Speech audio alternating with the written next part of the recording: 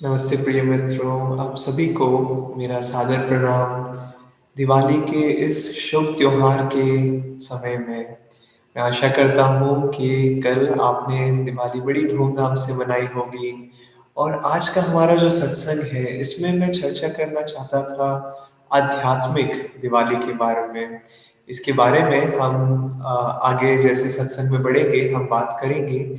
लेकिन उससे पहले क्यों ना हम एक प्रार्थना से प्रारंभ करें, एक भजन करें और छोटा-सा ध्यान करेंगे अपने मन को केंद्रित करने के लिए और फिर हम आगे बढ़ेंगे हमारे सत्संग की ओर, जिसे मैं कह रहा हूँ आज के सत्संग का विषय आध्यात्मिक दिवाली।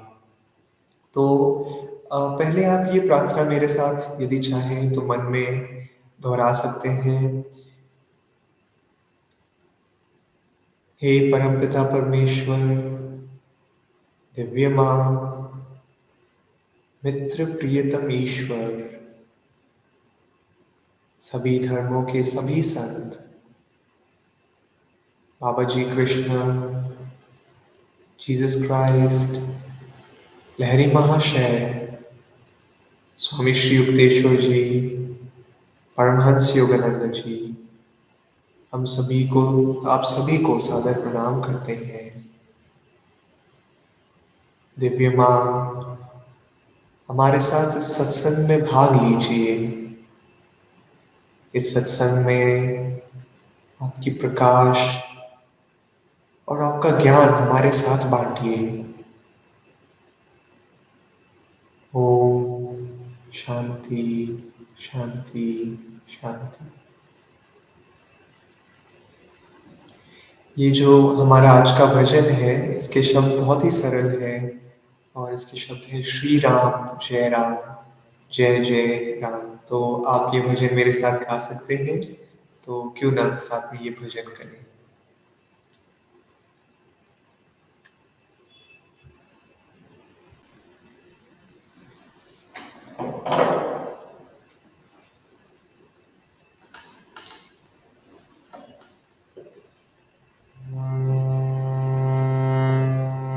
श्री राम जय जय राम, श्री राम जय जय राम, श्री राम जय जय राम, श्री राम जय जय राम, श्री राम जय जय राम, श्री राम जय जय राम, श्री राम जय जय राम, श्री राम जय जय राम, श्री राम जय जय राम, श्री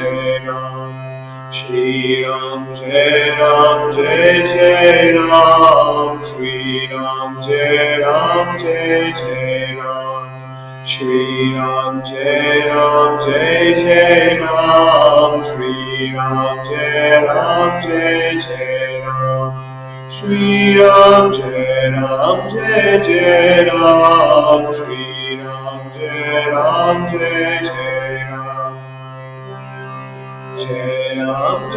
जय राम, श्री राम जय जय राम, श्री राम जय जय राम,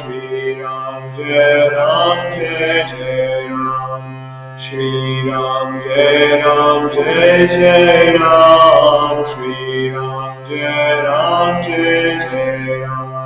श्री राम जय जय राम, श्री राम जय जय राम, श्री राम जय जय राम, श्री राम जय जय राम, श्री राम जय जय राम, श्री राम जय जय राम, श्री राम जय जय राम, श्री राम जय जय राम, श्री राम जय जय राम, श्री राम जय जय राम, श्री राम जय जय राम, श्री राम जय जय राम, श्री राम जय जय Ram, Shri Ram Jai Ram Jai Jai Ram Shri Ram Jai Ram Jai Jai Ram Shri Ram Jai Ram Jai Jai Ram Shri Ram Jai Ram Jai Jai Ram Shri Ram Jai Ram Jai Jai Ram Shri Ram Jai Ram Jai Jai Ram Shri Ram Jai Ram Jai Jai Ram Shri Ram Jai Ram Jai Jai Ram Shri Ram Jai Ram Jai Jai Ram Shri Ram Jai Ram Jai Jai Ram.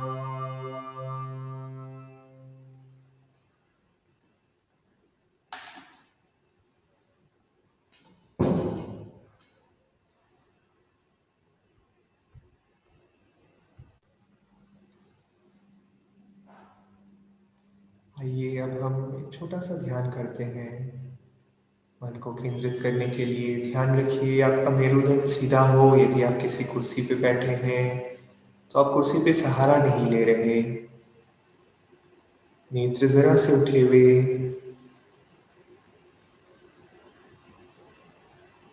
बस अपने श्वास पे ध्यान दीजिए।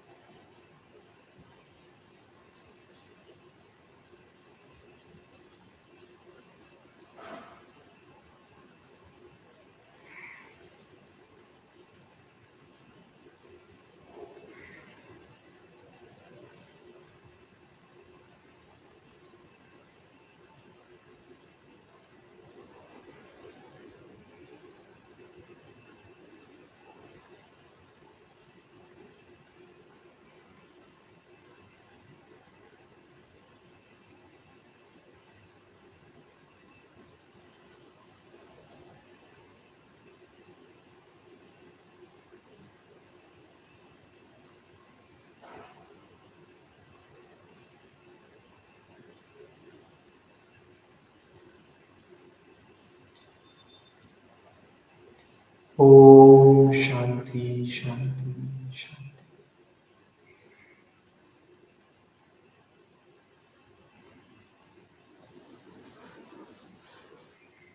आपका फिर से स्वागत है दोस्तों आज के इस सत्संग में, जिसका विषय है आध्यात्मिक दीपावली। अब यदि आप सोच रहे हैं जैसे कि मैं सोच रहा था कि ये आध्यात्मिक दीपावली होती क्या है, दीपावली अपने आप में ही आध्यात्मिक है, तो ये क्या होता है? तो मैं आपको बताता हूँ कि इसके बारे में मैंने कैसे सोचा।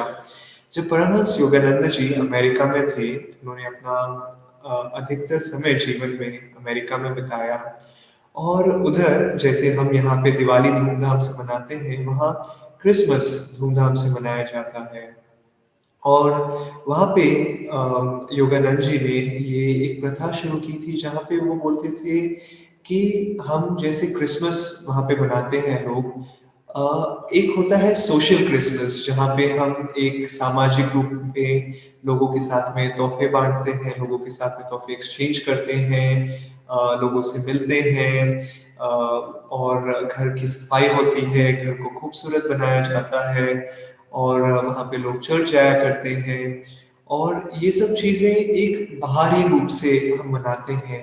लेकिन हर त्योहार का उद्देश्य सिर्फ बाहरी रूप से मनाना भी नहीं होता, उसको भीतर जाके आंतरिक रूप से मनाना होता है। और वो कैसे? तो योगानंद जी जब वहाँ पे थे तो क्रिसमस के 1 या 2 दिन पहले वे एक लंबा ध्यान साधना जो है वो अपने शिष्यों के साथ में करते थे और वो उसे कहते थे स्पिरिचुअल क्रिसमस और वो उस समय पे 8 घंटे का लंबा ध्यान साधना करते थे। चिंता मत कीजिए, आज का ये सत्संग इतना लंबा नहीं होगा, लेकिन उन इसका उद्देश्य ये था कि जैसे हम काफ़ी बार ये होता है दोस्तों, जैसे मैं जहाँ पे रहता हूँ, कल रात को मैं बहुत शोर-शराबा सुन रहा था और गाने चल रहे थे और मैं सोच रहा था ये कैसे दिवाली से जुड़ा हुआ है। हाँ, हमें सारे त्योहार मनाने चाहिए और बाहरी रूप से मनाना भी अच्छा है। लेकिन सिर्फ़ बाहरी रूप से किसी भी त्योहार को मनाना, कह सकते हो कि एक सिक्के का सिर्फ़ एक तरफ़ा है, सिर्फ़ एक पहलू है उसका। लेकिन उसका दूसरा पहलू उतना ही महत्वपूर्ण है, जो है किसी त्योहार को आध्यात्मिक रूप से मनाना। तो मैं 3 मुख्य चीज़ें सोच रहा था जिस प्रकार से जो दिवाली हमने मनाई है वो हम कैसे आगे जाते हुए हमारे जीवन में एक आध्यात्मिक रूप से दिवाली को देख सकें। और एक पर्व, एक त्योहार एक दिन में होता है, हाँ, या इस साल नवंबर 14 को था, अगले साल किसी और दिन को होगा। लेकिन उसकी जो चेतना होती है, वो ज़रूरी नहीं है कि सिर्फ़ उस दिन तक सीमित रहती है। उसका जो उठी हुई चेतना है, उसकी जो उस त्योहार का जो आनंद है, वो हम आगे तक बढ़ा सकते हैं। और दिवाली जैसे हम जानते हैं, बुराई पे अच्छाई की जीत, और उसी प्रकार दोस्तों हमारे पूरे जीवन में हम अच्छाई की जीत जब भी होती है, हम कह सकते हैं कि हम दिवाली मना रहे हैं। तो ख़ैर वो क्या 3 चीज़ें थी जो मैं सोच रहा था। पहली बात दोस्तों, चलिए पहले सोचते हैं कि हम दिवाली के समय क्या-क्या करते हैं। हम अपने घर में घर की साफ-सफाई करते हैं और घर को बड़ा ही खूबसूरत बनाते हैं और दिवाली के टाइम पे दीपक होते हैं हमारे घरों में, जिससे हम प्रकाश बढ़ाते हैं और ताकि ईश्वर हमारे घर में, हमारे घर पे प्रवेश करें। और दूसरी चीज़ होती है, लोग पटाखे जलाते हैं और कुछ लोग जलाते हैं, कुछ लोग नहीं, लेकिन हाँ, ये एक लोग करते हैं जो है वो पटाखे जलाना और आवाज़ आती है, कुछ लोग म्यूज़िक बजाते हैं, तो ये दूसरी चीज़ हुई, ध्वनि। तीसरी चीज़ है, हम लोगों के साथ में मिठाइयाँ बाँटते हैं, गिफ्ट एक्सचेंज करते हैं, अपने मित्रों से, अपने परिवार वालों से बात करते हैं। तो इन 3 चीज़ों को, ये है बाहरी रूप मनाने के और ये अच्छे रूप हैं मनाने के, लेकिन इसको अब हम भीतर कैसे लेके जा सकें? हम सबको पता है दोस्तों कि प्रकाश एक दिव्य अनुभव है, जहाँ हम ध्यान के समय दिव्य प्रकाश देख सकते हैं और कहा जाता है यहाँ पे कुटस्थ में हम दिव्य ज्योति देखते हैं। तो जब भी हम किसी दीपक को जलाएँ या जब भी हम देखें पूजा के समय कि दीपक जल रहा है, तो हमें याद रखना चाहिए कि ये बाहरी रूप है, मेरे भीतरी प्रकाश का प्रतीक है ये, और हमें ध्यान साधना करनी चाहिए। योगानंद जी कहते थे, और दोस्तों हमें पता है अभी जो हमारा विश्व है, जो हमारी दुनिया है, वो कुछ ज़्यादा सरल तरीके का जीवन नहीं रह गया है, जैसे पहले हुआ करता था। पहले भी ज़्यादा सरल नहीं था, लेकिन अभी कोविड के कारण और बहुत सारी अन्य समस्याओं के कारण जीवन इतना सरल नहीं रह गया है। लेकिन उसे हम कह सकते हैं कि अंधकार, कभी-कभार महसूस होता है कि अंधकार ज़्यादा हो रहा है, लेकिन योगानंद जी कहते थे कि चाहे जितना भी अंधकार हो जाए, मान लीजिए कि एक कमरा है और वो हज़ारों साल तक अंधकार में रहा है क्योंकि उधर कोई किसी भी प्रकार का प्रकाश नहीं था। हम सोचते हैं कि अंधकार को भगाने के लिए या इस दुनिया में जो गलत चीज़ें हो रही है उसको भगाने के लिए हमें किसी छड़ी का प्रयोग करना पड़ता है या हो हल्ला करना पड़ता है या चिल्लाना पड़ता है या हमें किसी भी प्रकार की हिंसा करनी पड़ती है ताकि हमें हमारा हक मिल सके। लेकिन योगानंद जी कहते थे कि यदि कोई भी कमरा अगर हज़ारों साल तक भी अंधकार में रहा हो, तो एक क्षण में यदि हम उस कमरे में प्रकाश लाएँ, यदि हम ज्योति लाएँ, यदि हम कोई दीपक जगाएँ या किसी स्विच को ऑन करें और लाइट लेके आएँ, तो वो अंधकार भाग जाता है। तो इसका अर्थ है दोस्तों कि हमारी जीवन की जो समस्याएँ हैं, उसे हम किसी छड़ी, किसी डंडे से नहीं भगा सकते, बल्कि अपने जीवन में प्रकाश को बढ़ाने से ला सकते हैं। और वो प्रकाश हम कैसे लेके आ सकते हैं जीवन में? कई तरीके हैं, ध्यान साधना जिसमें हम प्रकाश को ऐसा अपने भीतर महसूस कर सकते हैं और सत्संग के माध्यम से जहाँ हम अन्य लोगों से संपर्क में रहते हैं, जो लोग भी अपने जीवन में ऊँचे उद्देश्यों के साथ में, उच्च उद्देश्यों के साथ में जी रहे हैं। और कभी-कभार हम सोचते हैं या निराश हो जाते हैं जब हम ध्यान करते हैं तो हमें लगता है अरे! मैं किसी भी प्रकार का प्रकाश अनुभव नहीं कर पाता हूँ, लोगों को ज्योति दिखती है, मुझे नहीं दिख रही। तो मैं कहूँगा दोस्तों कि हमारी आत्मा ये प्रकाश अनुभव कर पा रही है। क्या आप ध्यान साधना करने के बाद में, क्या आप सत्संग के बाद में लोगों के साथ में जो आध्यात्मिक हैं आपकी तरह क्या आप किसी भी प्रकार का आनंद का अनुभव कर रहे हैं या शांति का अनुभव कर रहे हैं? यदि हाँ, तो वो अपने आप में एक प्रकाश का अनुभव आप कह सकते हो। शायद आपको प्रकाश शुरू में ना दिखे, लेकिन आपको शायद महसूस हो रहा है कि आपकी चेतना ज़रा-सी उठी भी है ध्यान के बाद में जितनी ध्यान से पहले नहीं थी, वो अपने आप में एक प्रकाश का अनुभव है। और जैसे-जैसे आप अपनी ध्यान साधना में भीतर जाएँगे, आंतरिक अपनी चेतना को करेंगे, वैसे-वैसे आप पाओगे कि आप इस प्रकाश को उतना ही ज़्यादा अनुभव कर पा रहे हैं अपने जीवन में।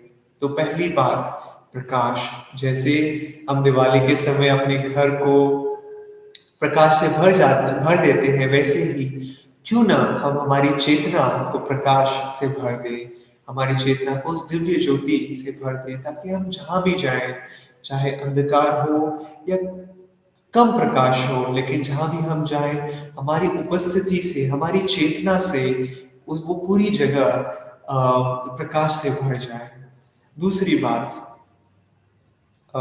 मैं कहना चाहता था दूसरी बात थी हमारी जो ध्वनि है, हम पटाखे जलाते हैं, हम म्यूज़िक बजाते हैं, लोग बजाते हैं, लेकिन ये बाहरी रूप है। भीतरी रूप क्या होता है? ये पूरी सृष्टि जो बनी है, हम जानते हैं कि ओम की ध्वनि से बनी है। तो हम जब इस त्योहार को मनाते हैं, तो हमें ये नहीं भूलना चाहिए कि इस पूरी सृष्टि का जो ये सृष्टि बनी है, ये ओम से बनी है और ओम के माध्यम से जैसे ये सृष्टि बाहरी रूप में जा रही है, वैसे ही क्यों ना हम अपनी इस ओम की ध्वनि के साथ में अपनी चेतना को भीतर लेके आएँ और इसी ओम की ध्वनि के साथ में हम इस पे ध्यान करें। और वाप जैसे प्रकाश के बारे में मैं बोल रहा था, उसी प्रकार दोस्तों, ज़रूरी नहीं है कि कभी-कभार हमें ओम सुनाई दे ध्यान में या कुछ लोगों को काफ़ी समय लग सकता है ओम को सुनने में अपनी ध्यान साधना के समय। लेकिन जब-जब आपकी चेतना आप महसूस करते हैं कि आपकी चेतना अ, मैं कह सकता हूँ कि उठी भी है, आपकी चेतना बढ़ी भी है, आपकी चेतना आप महसूस करते हैं कि हल्की है, तब-तब आप ओम की ओर एक कदम बढ़ा रहे हैं। मान लीजिए कि आपको अपने घर से अपने रिश्तेदार के घर जाना है जो वहाँ से 10 किलोमीटर दूर है। क्या आपको आप अपने रिश्तेदार का घर या वो जगह दिखाई देती है जब आप अपने घर से निकलते हैं? नहीं। आप एक कदम के बाद एक कदम बढ़ाते हैं या अपनी गाड़ी में एक कदम के बाद एक कदम फासला बढ़ाते हैं, उसके और जाते हैं। तो ज़रूरी नहीं है कि जब हम अपना पहला कदम लेते हैं, तो हमें अपना जो हमारा डेस्टिनेशन है, वो दिखाई दे। लेकिन हमें पता है कि हम सही दिशा में जा रहे हैं और इसका मतलब ये है कि हमें एक समय आएगा जब आप अपने रिश्तेदार के घर पे रहेंगे। उसी प्रकार एक समय आएगा, चाहे शायद आपको अभी ओम ना सुनाई दे, चाहे आपको अभी प्रकाश न दिखाई दे, लेकिन आपको पता है कि आप अपनी ध्यान साधना के साथ में, अपने सत्संग के साथ में, अपने अच्छे उद्देश्यों के साथ में आप उस दिशा में बढ़ रहे हैं और आप एक-एक कदम उठा रहे हैं। मैं एक कहानी बताना चाहूँगा दोस्तों। जब परमहंस योगानंद जी जब वो छोटे थे और उन्हें एक स्वप्न आया था और उस स्वप्न में वे किसी शहर में थे और शहर में बहुत शोर-शराबा था। वो किसी मार्केट में थे और बहुत शोर-शराबा चल रहा था वहाँ पे।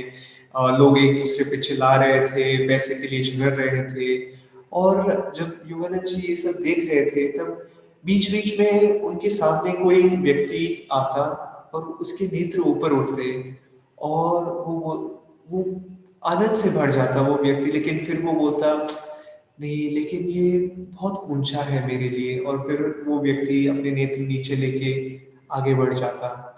और ये काफी बार हुआ और योगानंद जी ने सोचा पीछे क्या है। और जब वो उन्होंने घूम के देखा तो पीछे एक बहुत ही खूबसूरत सा पहाड़ था और उस पहाड़ की चोटी पे एक बहुत ही खूबसूरत दृश्य था। और जब भी लोग उस दृश्य की ओर देखते तो वो बोलते, अरे, वो आनंद से भर जाते और वो बोलते, इतना खूबसूरत दृश्य है ये। और वो फिर कुछ देर में बाद वो सोचते हैं कि नहीं, लेकिन मैं वहां तक पहुंच नहीं सकता क्योंकि ये बहुत ऊपर है। और उसी प्रकार जब योगानंद जी ने इस दृश्य को देखा तो उन्होंने बोला, अरे वाह, ये तो इतना खूबसूरत है। और फिर बाकी लोगों की तरह उन्होंने भी मन में सोचा, अरे लेकिन ये बहुत ऊंचा है, ये पहाड़ की उस चोटी पे है, मैं कैसे पहुंचूंगा। लेकिन फिर उसी समय योगानंद जी ने अपने आप को अपने मन को, अपने विचारों को केंद्रित किया और उन्होंने बोला, क्या हुआ कि ये अगर ऊंचा है तो क्या हुआ कि ये बहुत दूर है, लेकिन मैं एक कदम के बाद दूसरा कदम लेके कम से कम मैं जहाँ पे हूँ वहां से तो आगे बढ़ पाऊंगा। और एक कदम के बाद दूसरा कदम लेते हुए स्टेप बाय स्टेप मैं उस पहाड़ की चोटी पे पहुंच पाऊंगा, जो बहुत ही खूबसूरत है, जहाँ पे पूरा आनंद और प्रकाश भरा हुआ है। तो वैसे ही दोस्तों, चाहे हमें लगे कि अरे मैं अंधकार हूँ, इतना शोर शराबा चल रहा है, कोई चीज समझ में नहीं आ रही है, लेकिन क्यों ना हम एक कदम के बाद दूसरा कदम ले उस सही दिशा के ओर पे। और तीसरी आखिरी चीज दोस्तों मैं कहना चाहता था, जो थी, हम दिवाली के समय पे लोगों के साथ में तोहफे एक्सचेंज करते हैं, हम अपने मित्रों के साथ में बातें करते हैं, उनसे मिलते हैं, उन्हें फोन करते हैं, उन्हें दिवाली की हार्दिक हार्दिक शुभकामनाएं देते हैं और मिठाइयाँ बाँटते हैं, जैसे मैं कह रहा था। तो उन मिठाइयों, उन तोहफ़ों की तरह क्यों ना दोस्तों हम अपने बाकी के जीवन में वो मधुरता भर दें, उस मिठाई की मिठास, वो मधुरता हम अपने अच्छे शब्दों के साथ में, हम अपने प्रेम के साथ में, हम अपनी करुणा के साथ में, अपने रिश्तेदारों के साथ बाँटें, अपने मित्रों के साथ में बाँटें और क्यों ना अनजान लोगों के साथ में भी बाँटें, जो शायद सड़क में चल रहे हैं या हमारे घर में साफ-सफाई करते हैं या घर के इर्द-गिर्द रोड की साफ-सफाई करते हैं। उनके साथ में अच्छे शब्दों के साथ में बाँटें। उन्हें अभी दिवाली है तो उन्हें दिवाली की बधाइयाँ दें और जब भी मौका मिले, सिर्फ़ ज़रूरी नहीं है कि कोई त्योहार हो। त्योहार एक अच्छा बहाना होता है, मैं मानता हूँ, लोगों के साथ में बात करने का, अनजान लोगों के साथ में। लेकिन आप कभी भी उनके साथ में बात कर सकते हैं, उनके लोगों के बारे में। दोस्तों, काफ़ी बार हम अपने खुद के गम में खो जाते हैं, लेकिन पूरी दुनिया में लोग कठिनाइयों से गुज़र रहे हैं। तो क्यों ना अपने बारे में भूल के लोगों के बारे में जानें, उनके जीवन में इंटरेस्ट लें और आप पाओगे कि जैसे-जैसे आप कदम उठाएँगे लोगों के जीवन में, उनके जीवन में मधुरता लाने में, आप पाएँगे कि वैसे ही आपके जीवन में मधुरता बढ़ती जाएगी। ये एक मेहंदी की तरह है, जैसे मैं वो दोहा भूल गया, लेकिन जैसे हम मेहंदी यदि हम खुद के हाथ में भी नहीं लगाएँगे ना, लेकिन किसी और के हाथ में भी यदि हम मेहंदी लगाते हैं, आप पाएँगे कि अपने आप फिर भी आपके हाथ में कुछ न कुछ रंग रह जाएगा। और उसी प्रकार दोस्तों जब आप मधुरता और ये करुणा, ये प्रेम बाँटते हैं लोगों के साथ में, वैसे ही आपके जीवन में उतनी ही मधुरता और प्रेम बढ़ता जाएगा। तो ये 3 चीज़ों का ध्यान रखिएगा दोस्तों कि अपनी ध्यान साधना के साथ में, अपने सत्संग के साथ में, अपने अच्छे उद्देश्यों के साथ में आप उस ध्वनि, ओम की ध्वनि, उस प्रकाश दिव्य ज्योति और वो मधुरता, प्रेम अपने दोस्तों के साथ में बाँटें। और दिवाली को सिर्फ़ 1 दिन या 2 दिन या 1-2 हफ़्ते की तैयारियों के में ना भूल जाएँ, लेकिन ये चीज़ अपने बाकी के जीवन में भी आगे लेके जाते रहें।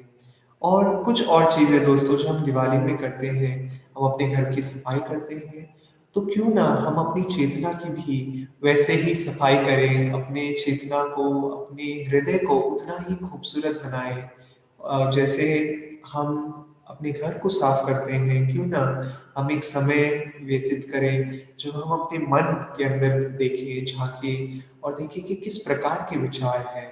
और अगर कोई विचार अच्छे नहीं हो, तो अपने झाड़ू के साथ में उन विचारों को बाहर निकाल दीजिए और अच्छे विचारों को वहाँ पे रखिए। और दोस्तों आप पाओगे कि फिर ये दिवाली का अवसर, ये नव वर्ष का अवसर सिर्फ़ 1 दिन के लिए नहीं सीमित हो जाता। हाँ, इस समय पे एक मैं कह सकता हूँ जश्न होता है, एक आप हवा में महसूस कर सकते हैं कि हाँ ये बहुत लोग हल्का महसूस करते हैं, आनंदित महसूस करते हैं। लेकिन क्यों ये आनंद हम सिर्फ़ 1 दिन या हफ़्ते भर के लिए सीमित रखें? क्यों ना हम ये आनंद अपने बाकी पूरे वर्ष में भी लेके आएँ और वो हम कैसे लेके आ सकते हैं? यदि हम सिर्फ़ बाहरी चीज़ों को देखेंगे तो चीज़ें सीमित लगेंगी। लेकिन अगर हम भीतर की ओर ये प्रकाश, ये आनंद, ये ध्वनि और ये मधुरता लेके आएँगे, तो हर दिन दिवाली का अवसर होगा, हर दिन खुशियों का अवसर होगा। तो दोस्तों, उसी के साथ में मैं आपसे विदा लेता हूँ इस पावन अवसर में और आपके लिए आपको आनंद सर की ओर से और हम सब की ओर से बहुत ही हार्दिक, हार्दिक दिवाली। धन्यवाद।